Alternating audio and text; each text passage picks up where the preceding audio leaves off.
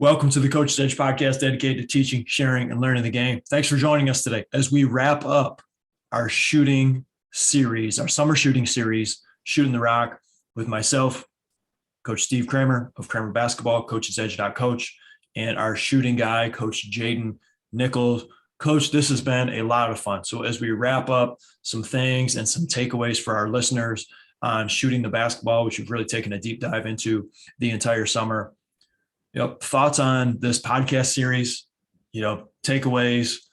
You got a lot of FaceTime with me, which I don't know if that's a positive or a negative this past month. What do you think of? Always a positive, Coach. The biggest things that I've been thinking of, and I just want to come back to when we're thinking shooting the basketball, a couple of things we emphasize the most over these last however many episodes is how important form shooting is and how much we need to focus on having a good follow through, which is, again, a part of the 4 phases of form shooting. I think there's a lot we can do and a lot we can think about with shooting. But as we've said before, focusing on 1 or 2 things and improving them step by step is really the best way to go. If you're listening to all these straight, it's probably like a fire hose of information. Not the best way to digest. Focus on 1 or 2 things that maybe stuck out, and let's focus on those for your players, or if you're a player, focus on that for your workouts before this upcoming season. Yeah, it's a great point. I mean, our hope is with this podcast is that you're not taking 100% of everything. I mean, you could, but really the point is if there's a nugget that you can take away from every single episode, even if it's just one, say, yep, I can apply that to our players and that's going to help us be better as a program, then it's a win. I know that's why I listen to podcasts and try to continue to learn more about the game. Just looking for a nugget here or there that I can apply that can help me. So, for me, there's a handful of things that I think of when it comes to how we can, wrap up this episode. And I want to come back to one of the documents that we give out with our players at our shooting clinics, our shooting camps, about 5 general keys to shooting the basketball at a high level. 1, it's about keeping the ball straight. It is about keeping the basketball as straight as we can, because you could have a ton of the great characteristics that we've talked about throughout this summer podcast series, but if the ball's not straight, you're going to miss it. And so that needs to be what we take care of first and foremost. Are we doing everything within our power to make sure that basketball goes straight? It goes where we are aiming the ball. Number 2, do we have a great base, good balance, be able to pop off the floor? With that comes the ability to move without the basketball, get on balance and rise up, to be able to pull up off the dribble, be able to maintain your balance, get your feet underneath yourself and rise up, to be able to stationary catch and shoot, to be able to get up and rise up. So some of that has to do with our stance. Some of that has to do with our mobility. Some of that has to do with our core strength, to be able to be moving fast and then stop, gather ourselves, and then get up underneath our shot, which is why it is something that is obvious, but we need to practice it. You may be really effective at stationary catch and shoots because there's not a whole lot of work that needs to be done. You're somewhat in balance, but can you do it when you're on the move with a cut, with a slide, with a drive into a pull-up? Can you maintain your balance in those specific areas? That's really huge. 3rd one, we've talked about in our power and range episode, are we efficient with how we generate power, right? There's some incorrect ways we could generate power. Maybe you're swinging and twisting your body side to side to get more power, but obviously you're going to miss more shots right and left. There's some things you can do with your upper body as far as loading your shoulder and elbow in the wrong position to get more power. But again, you're going to sacrifice some other things. You're going to miss more shots there. So efficient as we generate power on the shot is huge. Talked about the arc on the shot, being able to get our hand underneath the basketball, lift the basketball so it's not just straight, but we're getting enough arc on it, generally around 45-degree angle on our finish, to be able to get that basketball up in the air to drop in. And then the 5th one that I really like to emphasize with our players is the shots that we take, shot selection. I know, Coach, you're going to mention some stuff about, watching film and, as how you shoot it, how others shoot it, the types of shots that you take. And that all goes into shot selection. What are the shots that you're good at? What are the shots that you need to improve upon? What are the shots that you're getting with your team and your program? And you hunt those things down like a shark, right? Trying to get those types of shots. And you have the IQ and you're unselfish. So, if this isn't the shot type that I really want or that our team really needs, I'm going to pass that up. I'm going to drive it. I'm going to move the basketball, and I'll try to relocate and get ready for the next one. So those are a couple big ones that come to mind that we always share with our players at our shooting camps. But Coach, I know you have some more. You mentioned the form, the follow through is huge. But before we were recording this episode, you talked a little bit about the importance of watching video. Tell us about how that's helped you and how you work with your players in that area. Yeah, I was just telling Coach Kramer back when I was in middle school, I had this little NV2 flip phone.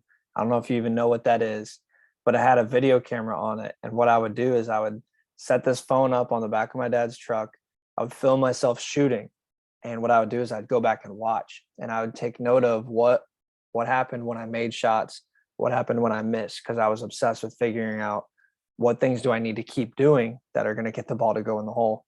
So, and what's cool about today is every iPhone has a video camera. Literally every phone has a camera on it. So that's something you can do. Watch yourself shoot. So anything you notice that's kind of off or that's inconsistent, find that. If you're a coach and you have access to a huddle or film that you had from this past year, watch your players, see if there's something that happened when they made shots and something that happened when they missed shots. And we talk about emulating others. When I was taking those shots back in middle school, I was watching guys like Jason Kidd shoot the basketball. I was watching Tony Parker, and I was trying to emulate things they were doing consistently. So if you're somebody who watches basketball, whether you're a player or a coach, emphasize the things you see good shooters do. Steph Curry is a phenomenal form shooter. If you just watch him shoot the basketball, he's the guy I gravitated towards as soon as I saw him tear it up against Wisconsin in the NCAA tournament. I started watching that guy a lot more and shooting like him. So there's something to watching film on ourselves and then also emulating others who are doing things well. It's the exact same thing when it comes to character development in whatever job we do. We're probably going to try to emulate those who are doing things well. It's no different in basketball. So if you have access to film, watch it, try to generate the shots that you want to generate, and try to notice the things that you do off. I caught myself oftentimes, and I still do it today. When I'm missing shots, it's because my feet are getting too close together and I'm off balance. It's still the same thing today. That's something I got to think about every time I'm shooting the basketball. Everything up here is usually good. I got to get my feet at least shoulder width apart so that I'm on balance. So I hope that as a player, you'll find what that is for you, or if you're a coach, that you'll help communicate to your players what those things are for them. And that's what I wanted to ask you about next was the communication piece. Because as a coach, we obviously can't make shots for our kids, right? They have to be the ones that put it in the basket. So how do you go about some of those conversations throughout the course of the off season or the season with your players to knock down shots? Yeah, I'll use, I had a freshman this year. His name's Jay. He had a real bad habit of getting way too low on his jumper. He would almost do a squat as he's coming up into a shot. And I just started to notice he's doing this squat motion, but the shots he's making, it's when he's got a shorter window. He's just loading his hips just a little bit and popping off the floor and putting the ball in the hole. So I just started pointing it out to him. I pulled him aside. I said, "Hey, do you notice anything different between your makes and misses? Is there anything that your body does differently?" And he's like, "Nah, not that I can think of." And I'm like, "Well, did you notice you get a lot lower when you have a lot of space? And when you don't have a lot of space or a lot of time, you just pop off the floor." And so he's starting to think about it. Yeah. And I'm pointing it out when he does it in scrimmages and in drills. And so it's something that Coach and I both know when it comes to mental communication, you gotta think about something thousands of times before it becomes muscle memory. And so I just try to help kids with that. I'll even ask them, what are you trying to not do? Or what are you trying to do differently when you shoot the basketball? I could name every single kid on my JV roster this year and tell you what thing they do on their missed shots. It usually comes down to something with our feet, usually comes down to something with our load or something on our follow through. It's usually one of the three. And so communicating with players and just asking them, are you aware of what you do differently on missed shots? Because it's not just a lottery. When we throw that ball up, it's not a lottery that we're just hoping to win, that maybe the ball will go in or maybe it doesn't. There's things we can do intentionally to help increase our percentage or to decrease it if we're not doing. I love it. And you mentioned, the film, the video, that conversation can include film and video, right? Like you said, you're coaching. It's easy to go on huddle. Let's watch some of the shots that you take. Oh, actually, you're actually practicing a bunch of shots. Those aren't the actual shots that you get in the game, right? So maybe it's a different shot type that we need to practice. or as you mentioned, some of the common shooting errors that players have. Hey, let's go back. Let's look at actually how you shoot it in the game. You don't feel like you're taking a giant squat when you shoot it, but you are. Let's watch some video. Take a look. Oh, okay. Now I see what you're talking about. It's a little bit less. Get that shot up, pop off the floor. Okay, now I got it, coach. Now we can continue to work on some of those things. So being able to use the video, you can video yourself doing a shooting workout, watch others doing what they do on video, and then you can go back and watch game film. There's a ton of great ways that we can use that. Kids are very visual, right? Especially now, I think more and more with social media and phones and all that stuff. So it's easy for us to be able to teach, especially if you got a camera out, just take a quick, 5-second video of somebody's shot, follow through, go back, you can break some things down, really effective right there. And before we hit record on this episode, Coach, we were also talking about how we can take care of the body, right? Whether that's in the weight room, some mobility pieces that can help us generate some power on our shot, more accuracy with our shot. What are some things you've seen and recommend there? Yeah, when it comes to basketball, there are certain muscles that we use more often than others, and certain ones that are just really important. With basketball, a huge one is hip mobility. So if we're in the off season or if we're in the weight room, we should be doing things that are going to help us out on the court. And it also comes down to our health too. So like we want to work certain muscles so that we're not getting injured. And so I've come to learn this more and more as I'm getting older. I just turned 27 this year. And honestly, a lot of the reason I hit the weight room is so that I'm not hurting myself. And I never thought of it that way as a player, but it is true. That is part of why we hit the weight room. And you just don't totally think about it as a high school kid, but it is important. It's an easy way to avoid injury and to maximize what we can do on the court.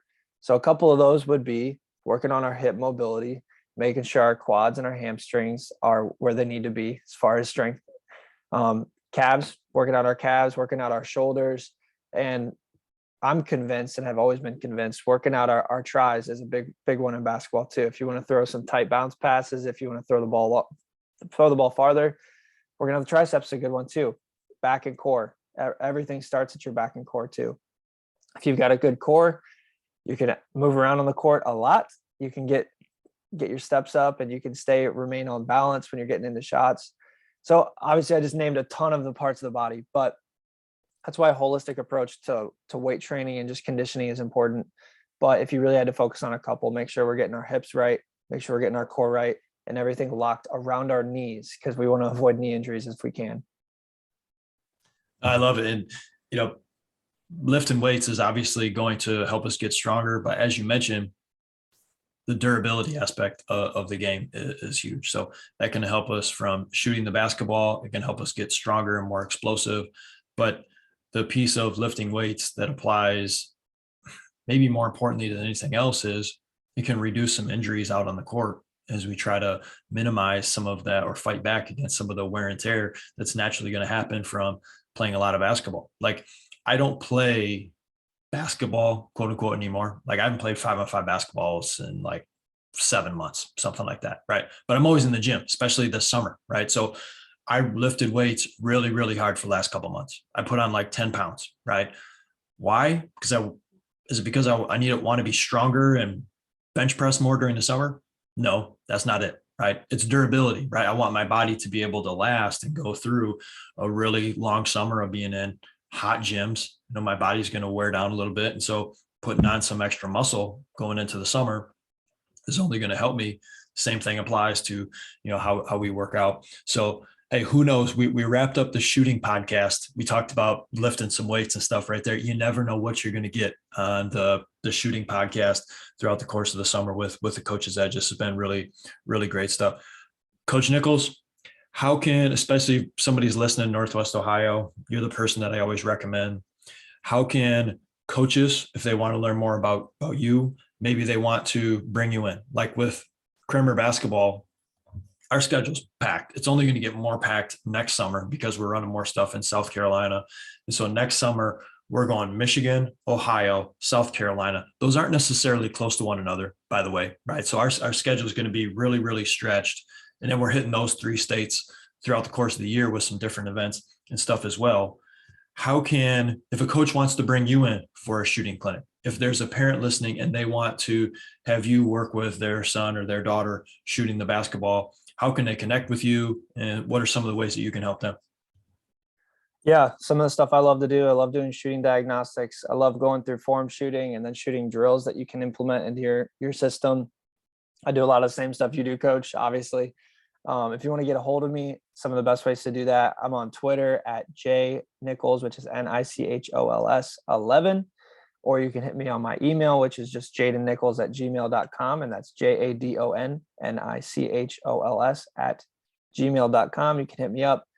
I just talked to the parent yesterday, trying to figure out a time to work with a couple girls to work on their shooting. So something I love to do, and would love to meet more faces from the Coach's Edge circle, from the Kramer Basketball Network as a whole. Mm-hmm, mm-hmm. Yeah, and you'll be working some summer camps with us throughout the course of the summer, sharing your knowledge of the game, taking some deep dives into shooting as we work with a couple different shooting camps and overall basketball camps, where we'll touch on shooting at some of those events this summer as well. And Coach Nichols has run some of our programs for us. Like, he's run some of our fall programs, some of our spring programs in Northwest Ohio. When I can't be up there, he does a great job. And, we look for you continuing to be involved in a bunch of different ways, whether that's in-person training, some clinics, or being on the podcast as much as you have as well. So we appreciate you. We appreciate all of our coaches giving a listen. Thank you for listening to the Coach's Edge podcast. Anything we can do for you, please let us know. It's brought to you by coachesedge.coach. Thanks for listening, and get after it today.